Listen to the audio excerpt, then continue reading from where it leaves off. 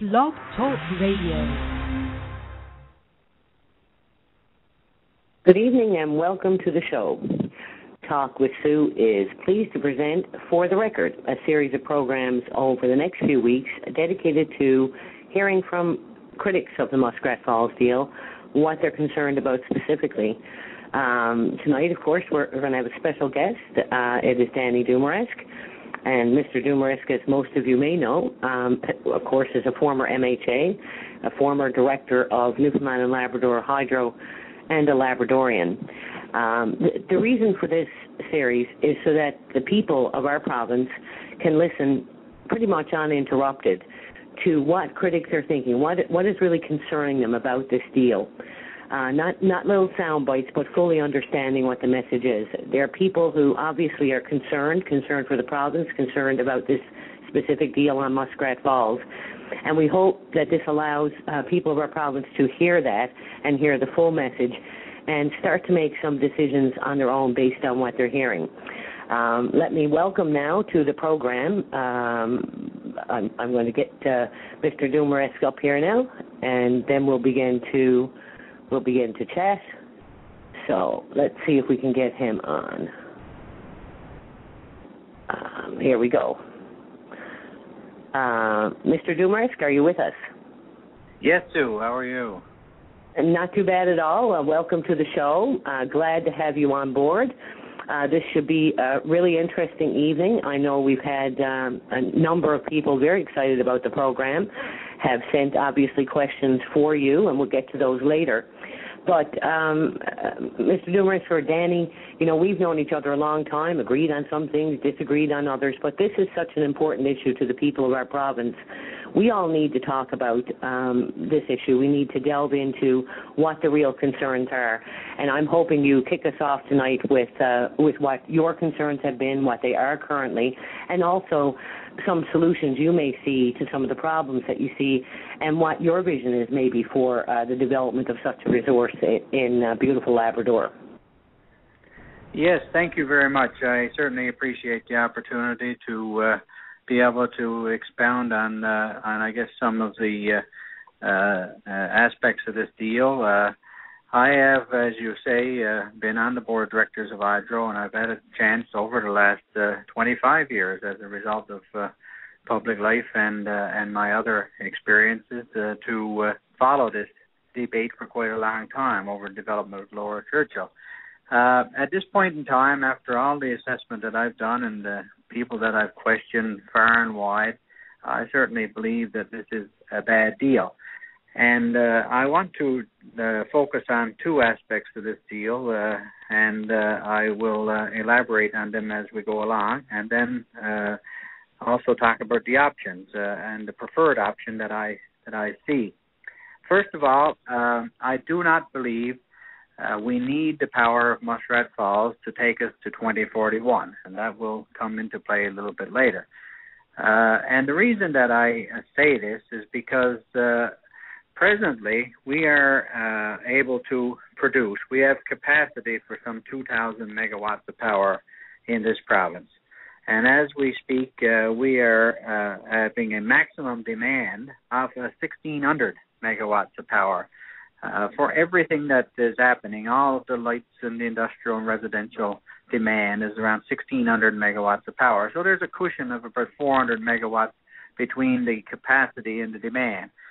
And, I understand that under electrical terms and also as prudent management that you do have to have a cushion between capacity and demand. And some places use 200 megawatts, some use more.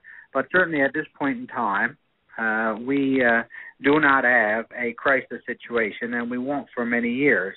As Professor Fian of the Department of Economics, who did an extensive paper and research on this, said about 6 months ago that, in his opinion, there would be no issue whatsoever for at least the next 10 years with power supplies. So there's not going to be no blackouts. There's not going to be anything of that nature. And just to put it in perspective, the annual demand, as projected by Newfoundland Power and also by Newfoundland Hydro, although they haven't put any projections in for the last 2 years with the PUB, but their annual demand is somewhere around 15 megawatts per year. So as you can appreciate, with 400 megawatts of power and a cushion to have it there in case something happened with one of the hydro generating stations or with Holyrood, we would have recourse. So there's no danger, as I said, for the next 10 years, even if we do nothing, we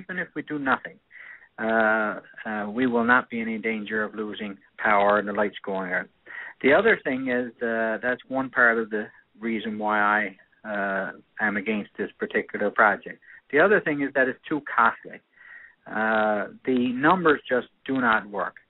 And just as a background, to remind people that we did 45 years ago produce the Upper Churchill 5,400 megawatts of capacity without incurring 1 cent of taxpayers' money or ever putting 1 cent of taxpayers' dollars at risk. Yes, it was a terrible deal in the case of not having an escalator clause, and we locked in on the price of power to Hydro-Quebec. But certainly, when it comes to putting taxpayers' money on the line, that was never done. And the other thing to keep in mind is that after 63 years in Confederation, we have amassed a total debt of $7.7 billion after 63 years. Yet now we're looking at one full swoop on this deal, taking on anywhere from $8 to $10 billion of debt. So there's no way is this going to be economically efficient. There are no paying customers. There is certainly no market for this power, and there's only going to be one and only payer, and that is the ratepayer and the taxpayer.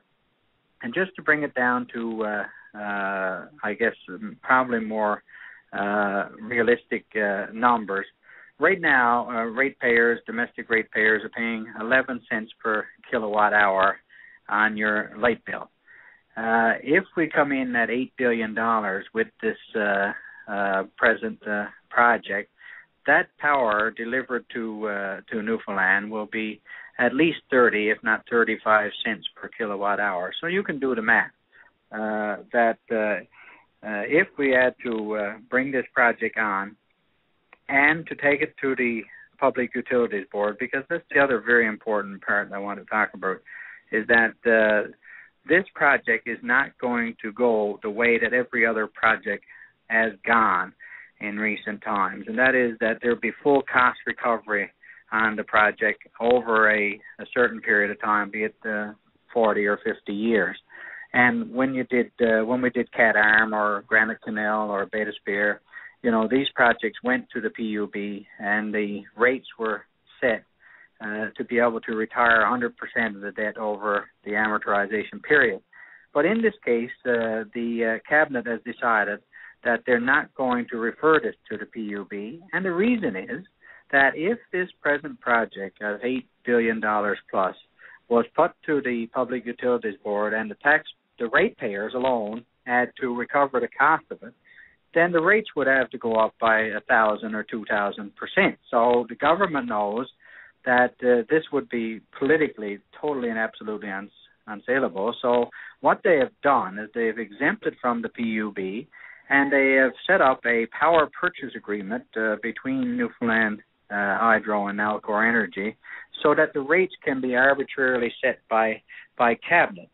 And just again for your background, in 2009, 2010, 2011, there was absolutely no increase in the rates in this province. And people probably wonder why. Well, the reason was that the Cabinet decided that they were going to give Hydro the money. Taxpayers' money was sent over to Hydro, and it was put into the Hydro account so that their balance sheet allowed them to have the extra cash to meet its return on equity requirements. And therefore, they never had to come back to the PUB for a rate increase.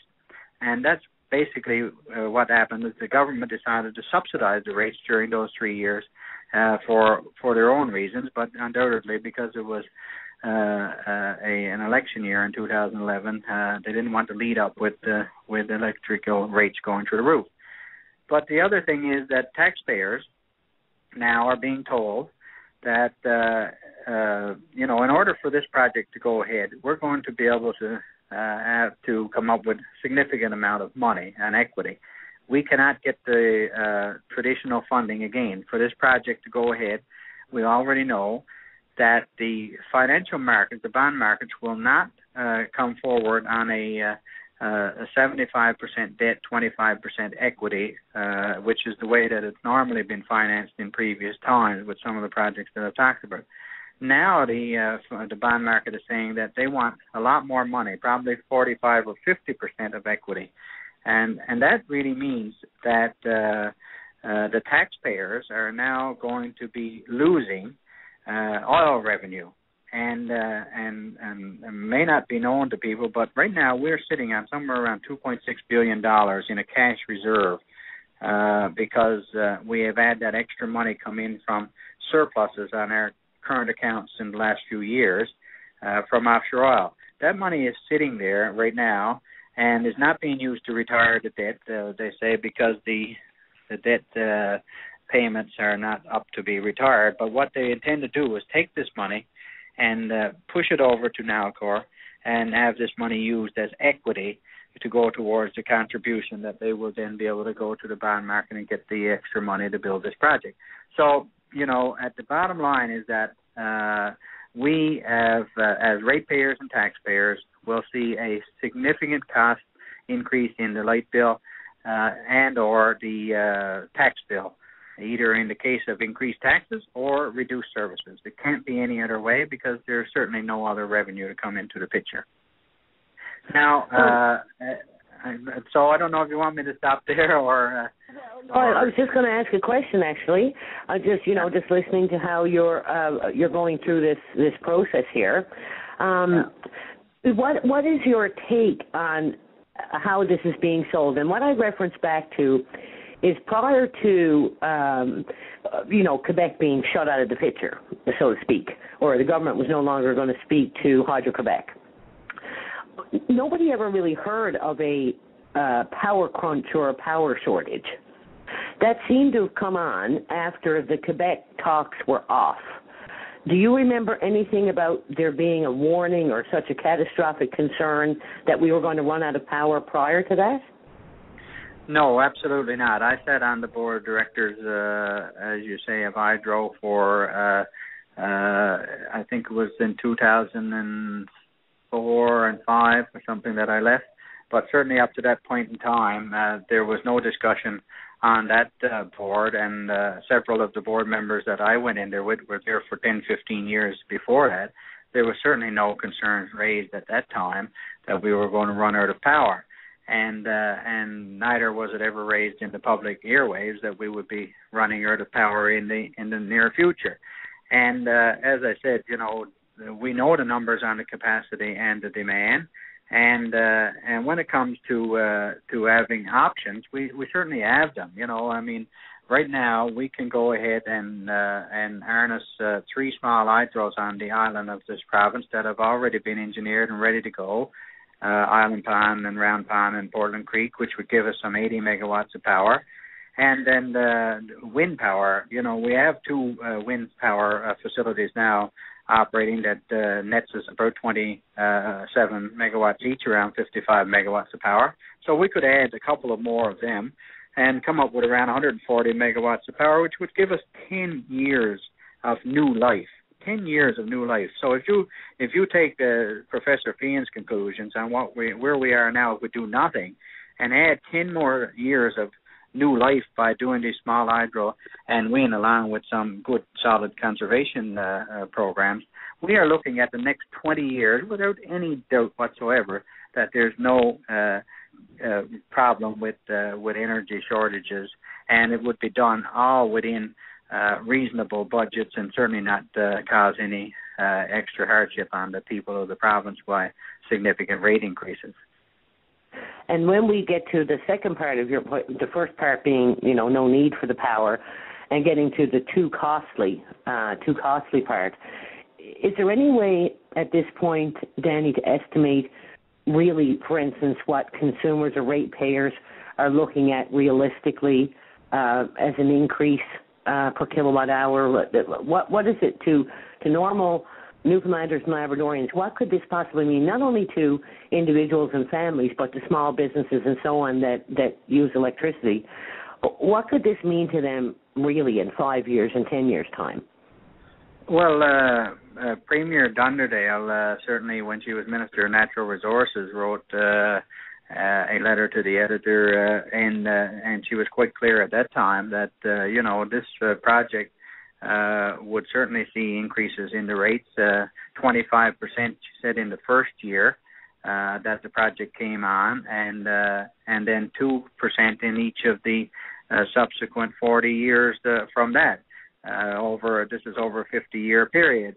So, these are the numbers that the government has now put out there. And if you look at that part of the equation, then certainly we could be looking at anywhere from 50 to 100% increase. But as I said earlier, these are increases that are absolutely false. They got nothing to do with the cost of producing this power.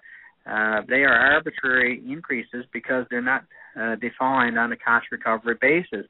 And where we're not going to see it, and maybe this is mischievous, but certainly is the truth, that we're not able to see the real cost of this because much of the cost is going to be coming from general revenue. So we're going, instead of having the tax dollars that we have from offshore oil, going to build new schools and roads and hospitals and pay public servants, the money is not going to be there. It's going to be going over to now, of course, so that it can meet its obligations and pay the interest on the debt and pay the principal of building this thing. So that's where we are. And as opposed to the other option, as I said, my preferred option would be to go with the small hydro and wind and a conservation program and give us the next 20 years without any incremental increases in rates. And the other thing that I would do is, and also people probably don't know this, but in 2009, the government arbitrarily, through an order in council, increased the rate of return for Newfoundland Hydro from 4.4% up to 9%.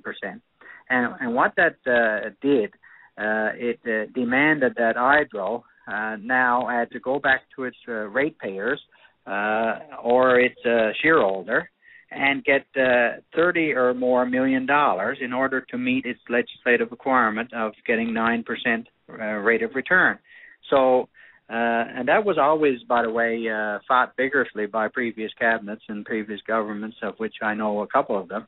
And the reason it was never done is because Hydro was, and Nalcor, in this case now, were never set up to make huge profits. They were set up to give us the cheapest power and basically to cover their costs with a small contingency for any miscellaneous expenses, but never to make money like Newfoundland Power. But now that has been done and they're supposed to be operating as a private company, then that has direct implications for the ratepayers, and that is where a significant part of the rate increases that we are now seeing Newfoundland Power applying for, they are being stimulated by the increased cost that they're getting from Newfoundland Hydro. But I know it's complicated, but in the 3 years previous to this, of course, Newfoundland Hydro didn't have to go back to the PUB to get rate increases to meet their obligations because they were given the cash by the Department of Finance. And what I'm saying is that over the next 20 years, we haven't got any concern. We could continue to have lots of power at reasonable rates. And then in 2041, I mean, this is where a lot of people don't realize that we will then be in a win-win position. And we will then, in 2041, own the majority of CFLCO, or we own the majority of CFLCO now, but certainly then we would take full control of the 5,400 megawatts of power. So we would have zero cost power at that time. And what we should be doing, in my humble opinion, is at that point in time, maybe 3 or 4 years before that, if we see fit to do it, and we have the financial ability to do it, then to go out there and to build the transmission line from Churchill Falls back to the island, and be able to close down any thermal generation that we have on the island. We'll be closed down forever. And then what we will be able to absolutely and unequivocally do is to give the people a reduction in their light bill and make this province 100% green at the lowest cost power in North America. And for the people of the province, they deserve no less, because for all the indignity and the loss of money that we've suffered under the Upper Churchill, when we get that power back, we certainly should be giving it back to the people with a big red ribbon on it and say, look, this is now time for us to give back and to have us 100% green power and the lowest cost power in North America. And that is certainly well within our reach and our capacity to do so. Danny, what do you make of the changing reasons for doing the project? And today, even at the Board of Trade, the Premier played the Quebec card. It gets us away from Quebec. What is the purpose for the changing reasons for doing this project? Well, the purpose for the changing reasons is because the reasons that they put up in the beginning, when they came under scrutiny, they just didn't fly.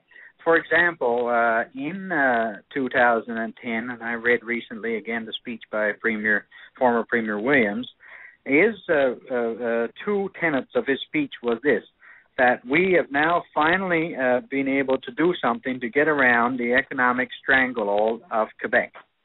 And secondly, that we were going to be meaningful players in the American market and competition for Hydro-Quebec. These are excerpts from his speech on November the 18th, 2010.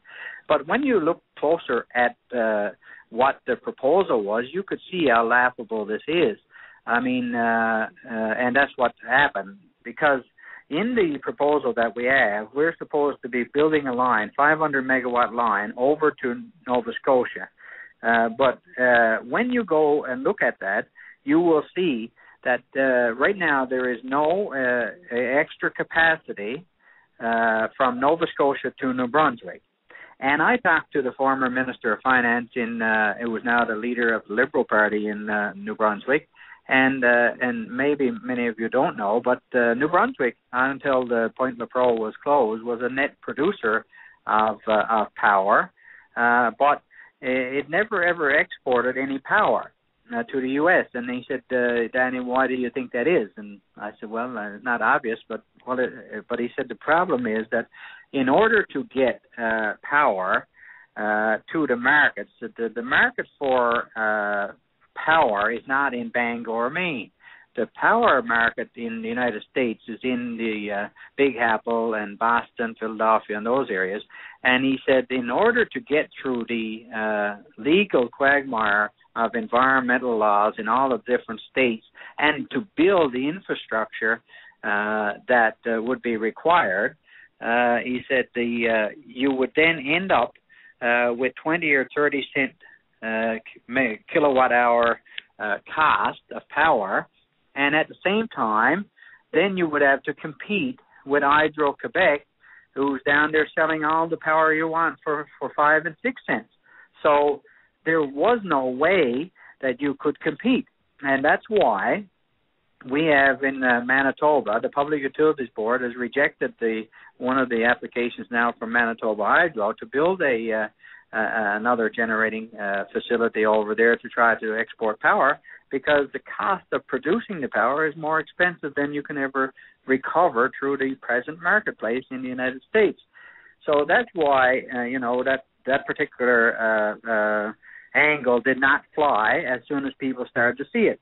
Then they changed the angle and said, well, we have now we have island demand. So we got to do it because we need it here on the island. But as people looked at that more closely, and as I just pointed out, the issues of between capacity and demand, and where people who study this have concluded there really is no blackout. There's not going to be no major problem with capacity demand in the next 20, 30 years. And that's certainly if we were to do those small hydros and wind, and if we needed to, if there was a gap there at some point in 20 years' time, we needed to put some gas turbines in to get us to the 2041. Well, so be it. They are cheaper and they are certainly more environmentally friendly. And if we had to do that at that point in time, we could close the gap. So as that thing came under scrutiny, that particular angle was also lost. And now, in the last little while, they've come up with the one about Labrador. And, we got to do it now because we need the power for the mining industry in Labrador. But as you can appreciate, that is not going to go very far as well, because the history of the mining development in Labrador is that when the people went there to develop the mines, IOC and Wabash mines, they generated their own power.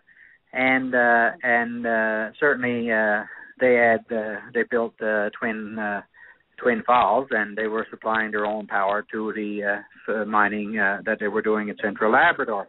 Now, in 1969, they made an agreement with Brinko and the people that were building the Upper Churchill at the time, and they closed Twin Falls so that they could divert the water and be able to make a deal then for the 225 megawatts of black power to go to the Labrador West until 2014. And that's why they got the rate that they get, and then that's why they have the power. Now, the latest mining development in Labrador a few years ago, and one that's very productive and doing quite well, thank you very much, is Boise Bay. Boise Bay, is producing, and it certainly never had to wait for Muskrat Falls, and didn't have to wait for any hydropower. It went in there, and it's functioning well on its own power supply. And there's also no doubt, because of the applications that are filed by Alderon and New Millennium, for example, that's two that I've read myself, is that both of these companies have identified that if the power was not available in Wabash mines or in the Wabash area, then they would be able to access the power from Hydro-Quebec. And certainly that was one of the questions that I saw there earlier, is that what would be the economics of that. And if I could take you just for a minute to tell you that when I was on the board of Hydro, we were selling power to Quebec, and that was the recall power. So under the 1969 agreement, we were able to recall up to 300 megawatts of power for industrial development in Labrador, basically, because there was no line to Newfoundland. And since that time, we have been recalling that 300 megawatts of power. And up until 1998, what was happening is that if we took back the 300 megawatts of power and we only used 100, then the other 200 went back to Hydro-Quebec. But in 1998, Premier Tobin at the time made a deal with Premier Bouchard, the separatist Premier of Quebec, and they made a deal that Hydro-Quebec was looking for more power for the guaranteed winter availability. They needed more power in the winter months, so Tobin agreed to ramp up the capacity down there and give them another, I think, 600 megawatts of power called the guaranteed winter availability, GWAC. And then in return for doing that for Hydro-Quebec, the government of Quebec said, well, what we'll do for you now is we will allow you to take back the 300 megawatts of power, and any power that you do not use for your own industrial development, we will allow you to sell that back to the marketplace.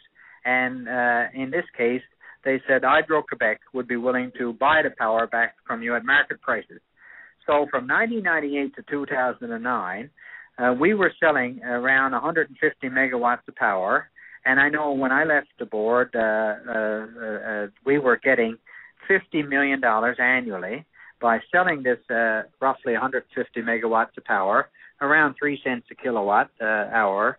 We were getting by selling this power at the border, and up to the present day, we are doing that now. But Premier Williams in 2009 decided to take the deal from Quebec and not sell the power at the border, he decided to give it to Emera and allow them to sell it for us by taking it and paying Hydro-Quebec a wheeling rate to go through Quebec, some $20 million annually, so that we could use their lines, which is another great big lie that's perpetrated on the people. We can use the lines through Quebec if there's capacity, and we're using them now. Newfoundland Hydro got 265 megawatts of power purchased the space on the Hydro-Quebec line, and we are now using that space to wheel the recall power that we have surplus, but unfortunately, Emera has not even been able to come close to delivering the kind of returns to us now that we were getting at the border. But at the present time, there's around 100 megawatts of power available, firm power, in the winter months.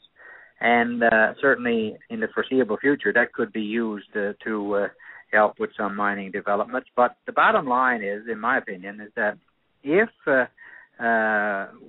we can't get the mining companies to come up with their own power reduction or pay fair market value so that we don't lose money on the power, then we should leave the resources in the ground, because there's absolutely no way that we can ask 100% of the taxpayers of this province to subsidize the development of mines in Labrador so that these mining companies can make untold millions on the backs of the taxpayer and ratepayer of Newfoundland and Labrador. I think, Danny, people are, and just being, an ordinary person out there, they're trying to get their heads around even what this thing looks like. 1 minute there's a line coming over to the island and that's hooking into our system. Then there's another line across the strait, and that's going to go down to some sort of export markets. Now all that is shifted to, we're going to put power over into the mines of Labrador. How do people even get their heads around where this power that's being developed is supposed to be going? Well, unfortunately, it's a mug's game right now, and everything is being shifted to try to see if they can't steer public opinion to the majority side and be able to get some kind of public confidence so that they can stamp this deal.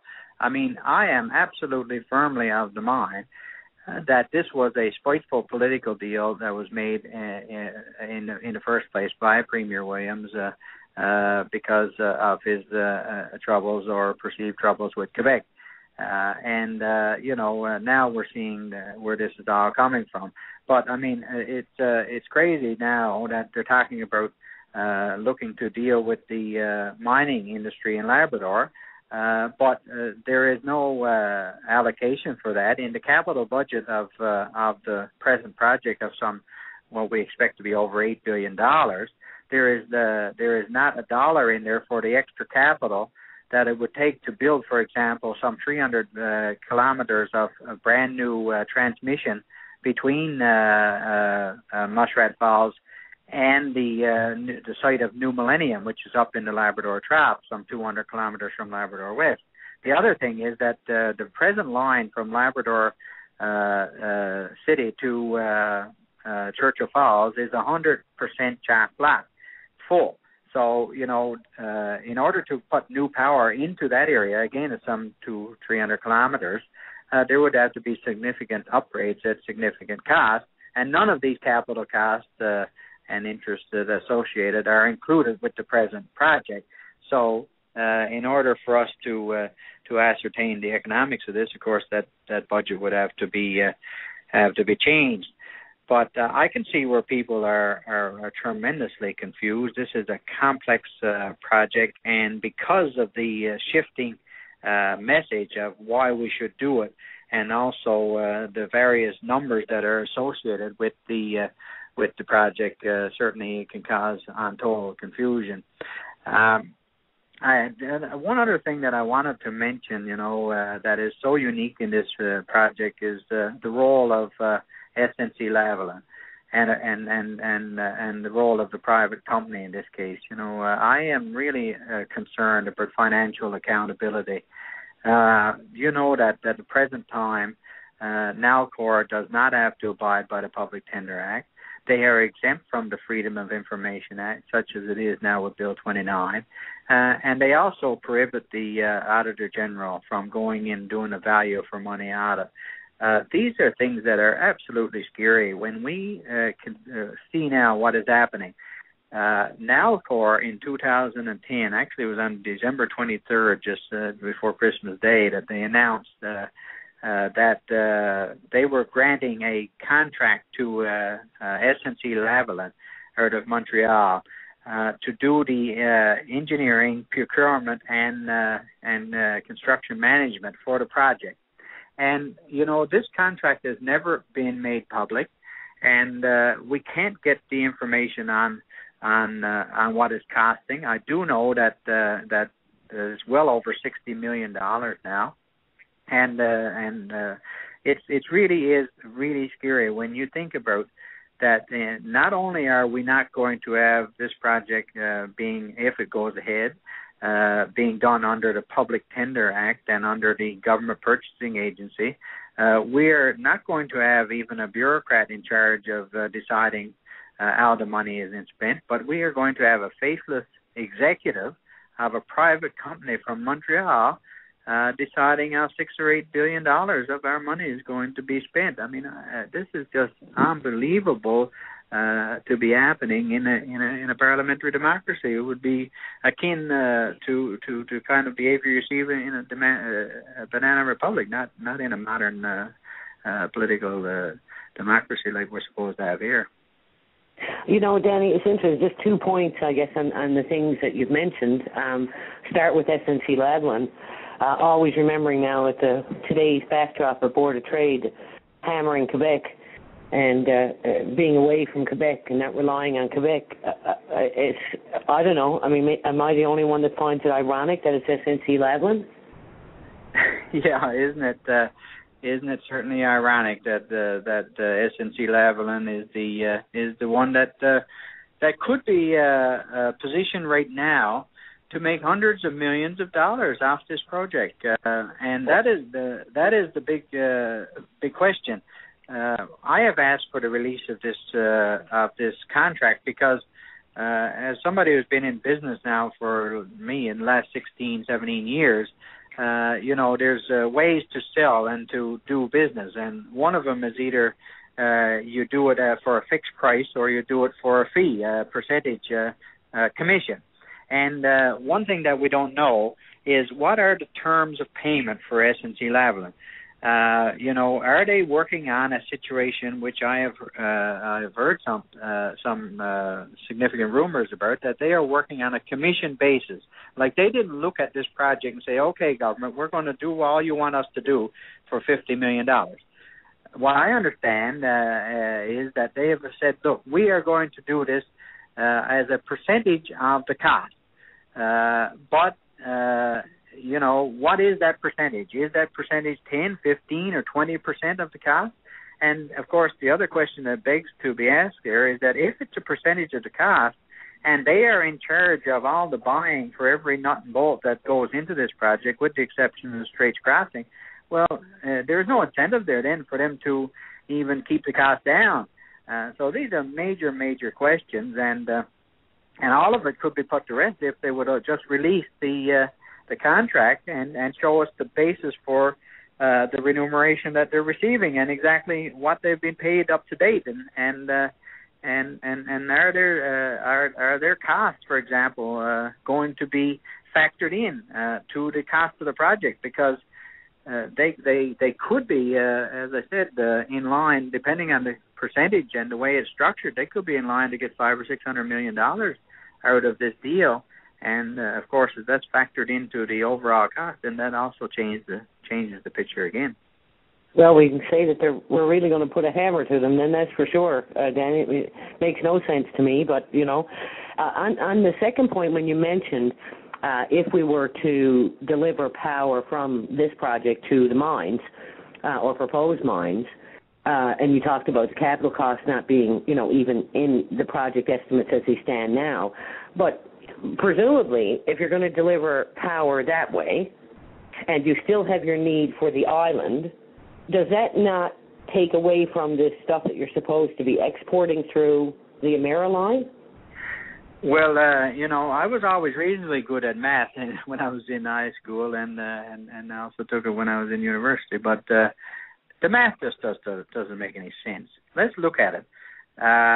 The chairman of Hydro told the opposition caucus that basically on firm power, we can only expect firm power from Muskrat Falls to deliver approximately 570 megawatts of power.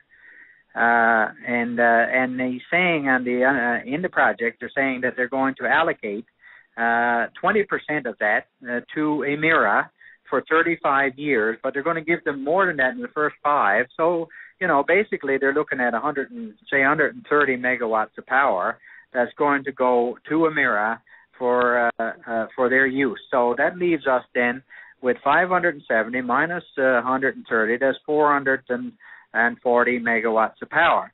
Now, Olyrood, we're going to close that down. Now, Olyrood has a net production of 465 megawatts of power. So automatically, if we are going to bring that line to the island and close down Olyrood and satisfy our contractual arrangements with Emera, that means that there's not 1 kilowatt of power available for the increased demands that's going to come from the residential industrial island demand. And, of course, there's not 1 kilowatt of power that's going to go to Labrador. And that's the other aspect of this deal. So that just doesn't make any sense. But I also want to take a minute there now to talk about Labrador, because that's home. That's the one big subject area, Danny, because for me, when I look at Labrador, where the highway should already be paved with coal from the Upper Churchill, exactly. Outside of the construction jobs here and what's going to go on, I know there's going to be communities left in Labrador still on thermal generation, still reliant on that. What is with that? And isn't there a better vision for Labrador for such a tremendous resource? Well, I mean, as you said earlier, I'm a Labradorian and born and I will die. And it's only if you live there you can understand to in your gut how we've been treated since we became a part of Confederation. The resources of Labrador are so immense that, as you say, it's absolutely insulting to the nth degree that we are now having to go over a dirt road to get around Labrador. Everybody from Mary's Arbor to Nain got to depend on diesel generation with a very high cost, the highest cost in this province. There can't be any reasonable development in any of these communities. We barely have enough power to keep the lights on, and people certainly can't even go and transfer over to electric heat, even if they could afford it. And I can tell you, from traveling that coast over the years, and even in the most recent past 4 or 5 years, went into basically every home from Rigolette to Nain. There's some tremendous hardship being endured by the people in these areas and these communities, because they just don't have the money to be able to come up with either the payment for the fuel or the payment for electric heat. So it is absolutely unbelievable that we would be thinking about this day and age developing a hydroelectric facility in central Labrador and taking 100% of this power and 100% of this revenue out of Labrador, and nothing, not even a backhanded smack in the face are you given it, not even a thank you very much, sir. I mean, this is what is absolutely galling to me. There's no excuse for it. I mean, yes, they've gone ahead and made a deal with the Innu, but there's more native people in Labrador than the Innu. There is the Labrador Inuit, and there is the Nunatuavut Council and the Métis people of Labrador that certainly have rights, and Todd Russell is doing a fantastic job, along with his membership there right now, of articulating the basis for their position, and certainly I fully and wholeheartedly support them. But I mean, I don't know what this government is trying to do. But I am telling you this evening that if they do not sit down with Todd Russell and his council and work out something with them in the event that they ever do this monstrosity, then certainly we're going to have a very much a tumultuous political scene in Labrador in the next few months and years, and so it should be. I mean, there's no way that we can go forward and continue to take this kind of treatment. There's so many needs that we have, and so many things that can be done by just making a fair arrangement, and there's nothing but unfairness and even insult to where we are right now. And I see the pictures there, a couple of the last 24 hours, I guess, that were put out. I mean, it's illegal. It's totally and absolutely illegal for what Nalcor is doing. If I were to go down there and put a bridge across a salmon stream, or any stream for that matter, without all of the environmental approvals, I would have the law of the land down on me like a ton of bricks. But, there's all kinds of that activity after going on there. There's total disdain for people to come in and see what's happening. They're barring people from the project. I mean, this is not right. This, as I said, apart from the financial side of it, they're operating like a government of a tyrannical nature, not a parliamentary democracy. So I'll tell you, Danny, I heard one comment one comment from the government. It was a while back when the project was first being talked about, and there was questions, of course, about the benefits to Labrador. And, of course, one of the points that came up was that not everyone in Labrador was going to be removed from thermal energy. And I remember the government statement was, well, now the next part, the Gull Island part, will deal with that. I mean, I don't even know how that's tolerable after the Upper Churchill. We all were told after the Upper Churchill fiasco that anything else that's done in Labrador would be directly to benefit the people of Labrador. And now we're going to put that out to a Gull Island project, and frankly, I would have to say it's most discouraging that even that's been permitted to be said. Yeah, there is absolutely no need to rub the salt into the wound like they're doing under this situation. There is no basis for them to be saying that they ever considered Labrador in this project. I mean, look at the map. Look at what they have put in there in terms of the drawings. There is no upgrading of the line from Muskrat Falls down to Goose Bay. There is no line upgrading from Muskrat Falls to Labrador West. So, for them to come out there and continue to tell us that they're really concerned about Labrador and they're going to try and do it for the industrial Labrador, it is a total and absolute lie. And of course, the project description is the most easiest way to see past their message. And we just deserve so much better, and we can do better. And I'm glad to see the people of Labrador are standing up and being counted. I know that there needs to be development. There should be development. I'm not against that. And I know that there are interests there would like to see it done. There are certainly people that will be able to create jobs and an economic benefit. There's no question about that.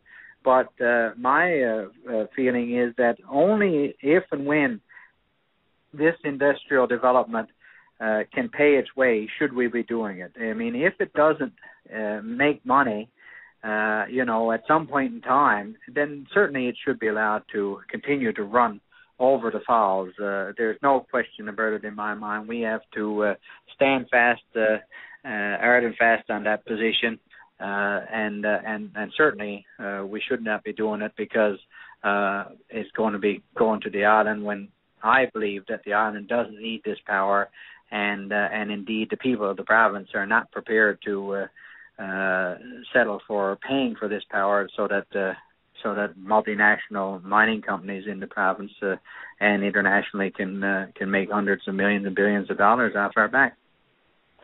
Before we get into some of the questions, as you know, that people have sent in for you that were interested in what you had to say, obviously, I want to ask a couple of quick questions, because I'm curious about this. I'd like to have your take on it. Emera is a publicly traded company. Right. Is there some particular reason Hydro-Quebec is not allowed to own shares of it? No, not to my knowledge. It's not common practice that governments buy shares in publicly traded companies. But Hydro-Quebec has done so in the past. See, when as I said, I said, in my opinion, there is certainly no legal problem for Hydro-Quebec to buy shares of Emera. As a matter of fact, I mean, if you know that Hydro-Quebec made an offer to go and buy New Brunswick Power, that didn't turn out, but there is no reason why under the Corporations Act, as far as I know, that Hydro-Quebec could not go over tomorrow and say to the board of directors of Emera, I'm going to pay you $35 a share and buy every one of them. There's nothing with Gaz Metropolitan. I mean, they bought out several companies actually and participated with other private companies.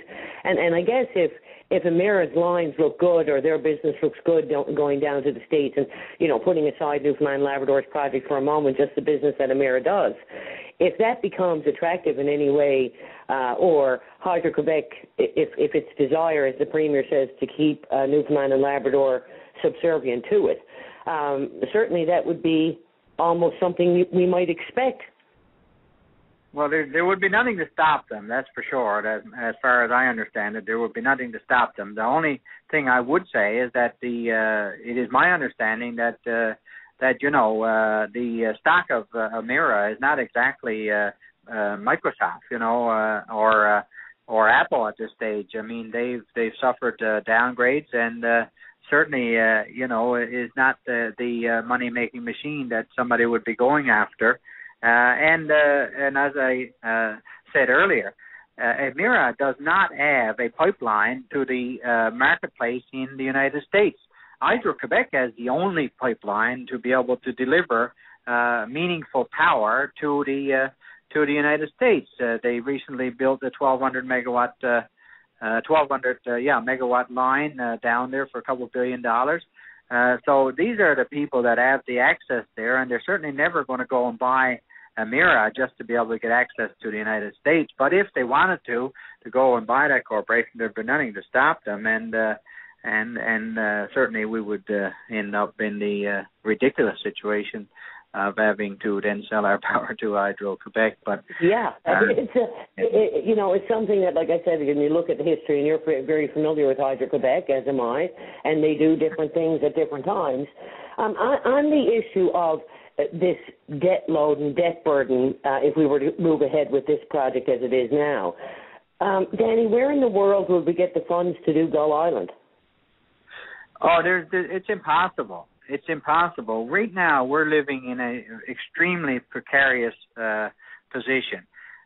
This coming season, this coming year, I expect that the Minister of Finance is going to report that the deficit on current account is actually going to be double his projection in April.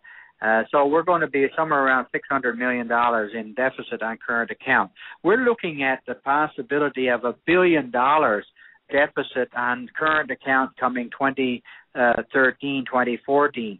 And this kind of deficit, especially if we take on Muskrat Falls, could be a structural deficit.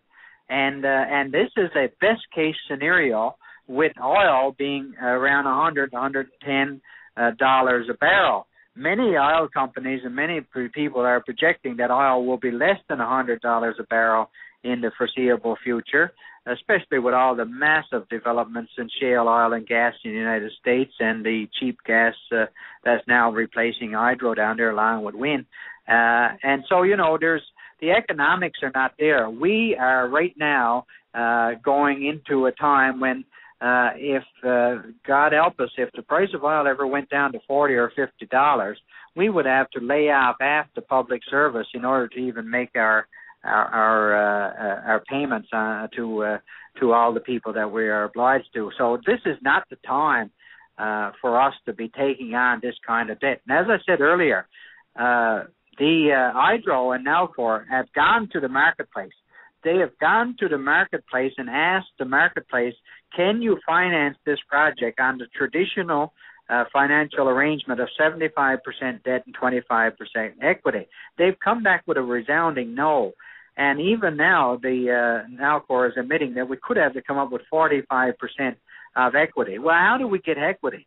Well, the only way you get equity is if you have cash, which we do have some cash right now, some $2 billion.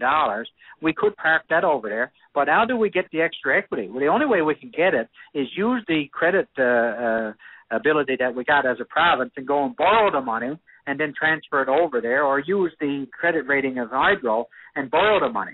But if we have to borrow the money, of course, well, then we got to pay it back. We don't have people that are out there waiting and say, okay, pay it back in 30 years. You have to pay it back immediately after you use it. And the debt financing on the money that we would need to borrow, in my estimation, would be around $300 to $500 million annually. So if you combine an extra $300 to $500 million annually to pay for the debt on this project, with the fact that we lost the Atlantic Accord offset payments of nearly $600 million, and our oil revenues are now going down, and so is our volume of oil going down, I'm telling you, we are putting ourselves up where we are going to possibly have a very serious financial problem on our hands in the very near future. And that has certainly been enunciated clearly by Dr. Wade Locke in his latest foray into the financial situation. He's saying these deficits are not sustainable, and I mean, we had the Minister of Finance for Canada, Mr. Flaherty, come down a couple of weeks ago, and I think he told us very, very straight up, although I'm not sure that people got the message, but I listened to him, and he says, you better get your financial house in order. And by the way, I believe that that's why we have not seen the federal loan guarantee, and I predict we're not going to have one, because the economics of this deal, combined with the precarious financial position of the province, I don't believe presents a very rosy picture to the people that are doing the number crunching on this project. And yes, it's nice and green, and yes, it will help control emissions. But the bottom line is, as the federal government has said, is the economics got to be there. And it wasn't there when I was on the board. It wasn't there 20 years before that when Ed Earn and other people were on that board of directors, and it wasn't there when the Department of Natural Resources for Canada did its assessments a few years ago, and it's not there today. This project does not fly when it comes to being able to do it in a responsibly fiscal way, and we are certainly at a time in our history when we can't afford to be gambling and putting us into the position that you know, could be a repeat of Iceland and other places in the world where we're now seeing that they cannot possibly tax their people enough to meet their daily obligations, let alone their obligations to the financial market on the money that they borrowed. Well, I don't know where the hour is gone, but we have like a couple of minutes left. First of all, let me thank you for doing this.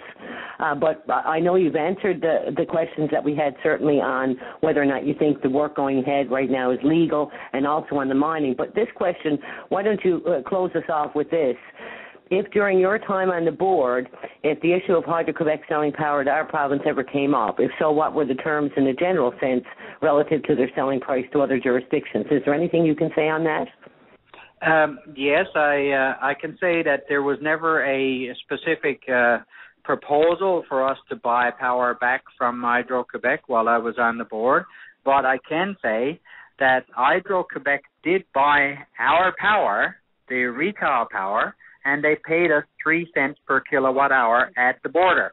So I would venture to say that Hydro-Quebec is now in the position where it's having surplus power. it is in the position where it cannot get long-term contracts in the United States less than any more than 5 cents per kilowatt hour for their power.